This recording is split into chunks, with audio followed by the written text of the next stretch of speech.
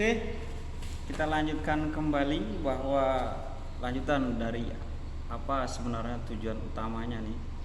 Tujuan dan bagaimana itu dilaksanakan dari asesmen nasional itu sendiri. Yang pertama, kita harus mengetahui bahwa pembelajaran kita selama ini hanya berbasis pada konten dan sedikit sekali yang berbasis pada kompetensi. Apa itu pembelajaran berbasis kompetensi dan apa itu berbasis konten? Kita cek. Oke, kompetensi itu diartikan sebagai kemampuan untuk melakukan sesuatu dengan baik. Misalnya, mampu melaksanakan tugas atau pekerjaan secara efektif. Kompetensi juga mencakup pengetahuan dan keterampilan yang dibutuhkan untuk menyelesaikan soal, atau bahkan keterampilan yang jauh lebih besar dan beragam, misalnya memimpin sebuah organisasi dan sebagainya. Nah, jadi kalau pembelajaran berbasis kompetensi, siswa itu diharapkan mampu untuk mendemonstrasikan pengetahuan, penguasaan konsep, keterampilan dan sebagai proses pembelajaran juga. Kenapa? Karena di situ mereka terus mengasah keterampilannya. Karakteristik utama dari pembelajaran berbasis kompetensi adalah fokusnya pada tingkat penguasaan. Sekali lagi ingat, tingkat penguasaan. Pembelajaran berbasis kompetensi, siswa melakukan pembelajaran sesuai dengan tahapan penguasaan kompetensinya hingga tuntas sebelum akhirnya mampu melanjutkan pada tahap berikutnya. Misalnya, contoh sebagai berikut. Siswa harus bisa menguasai kompetensi penguasaan mesin sepeda motor terlebih dahulu untuk level pemula. Kemudian baru dilanjutkan kepada troubleshootingnya. Jadi dia harus tahu dulu fungsinya, komponennya, bagaimana merakitnya, baru dia bisa melakukan troubleshooting. Jadi ada tahapan-tahapan yang harus dicapai. Jadi kekuatan pembelajaran berbasis kompetensi terletak pada fleksibilitasnya. Jadi siswa dapat bergerak dengan kecepatan belajar mereka sendiri. Kalau mereka tidak mampu untuk meningkat lebih, mereka bisa mengasahnya kembali. Berbeda dengan pembelajaran berbasis konten. Jadi kalau yang berbasis konten itu materinya itu entah dihafalkan, entah cuma diingat-ingat terus selama kontennya tercapai selesai. Contohnya, kita menyampaikan materi tentang alat ukur. Kalau dia bisa menjelaskan tapi dia tidak bisa menggunakan, dia tidak paham, hanya menghafal kalimat-kalimat catatan, mereka akan lulus. Tapi berbeda dengan kompetensi, dia harus bisa menunjukkan bahwa kompetensi dalam penguasaannya itu sudah sampai pada keterampilannya. Sehingga apa? Jadi jauh berbeda ya.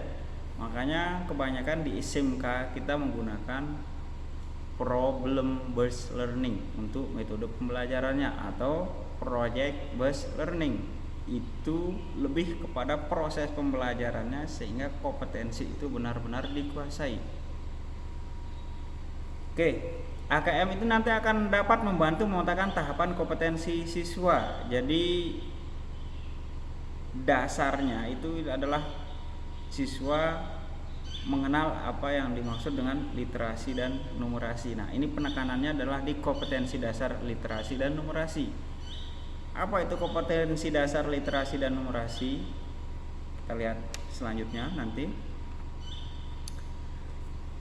kita bahas di materi-materi video berikutnya. Jadi begini, kalau pembelajaran berbasis kompetensi itu pusatnya pada kebutuhan siswa.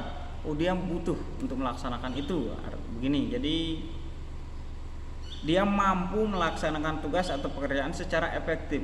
Jadi berdasarkan kebutuhan skill. Kebutuhannya di masa mendatang dia butuh skill ini karena mengambil jurusan misalnya teknik bisnis sepeda motor, dan dia butuh skill secara menyeluruh di situ. Sedangkan yang berbasis konten, dia berpusat pada materi pembelajaran. Jadi sibuk mengurus materi-materi pembelajaran dan sebagainya.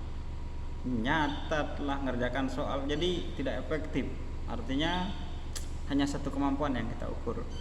Yang kedua, belajar untuk pemahaman konsep dan keterampilan. Jadi inti dari berbasis kompetensi itu adalah dia belajar untuk memahami konsep dan memiliki keterampilan.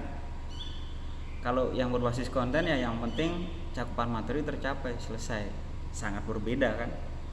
Yang kedua yang berbasis kompeten, yang terakhir ini kita lihat pembelajaran terkait dengan konteks kehidupan nyatanya siswa. Jadi nyata, problem based learning itu nyata. Jadi ada kerusakan, selesaikan. Berbeda dengan yang berbasis konten. Jadi tidak ada kaitan dengan kehidupan nyatanya, artinya dalam permasalahan langsung itu kita tidak terjun. Kita hanya mengira-ngira bahwa kalau ini rusak begini caranya ini. Tapi kalau yang kompetensi dia langsung terjun di situ.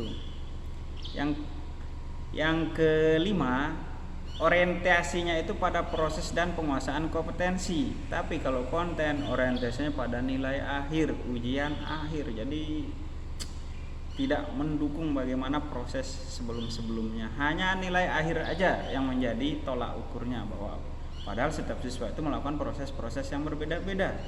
Walaupun mungkin di prosesnya dia bagus, pas ujian akhir jelek. Nah, ini kalau kita menggunakan penilaian berbasis konten, itu akan merugikan murid kita yang memiliki kompetensi berdasarkan proses-proses yang telah dilaluinya. Jadi itulah beberapa perbedaan dari pembelajaran berbasis kompetensi dengan berbasis konten.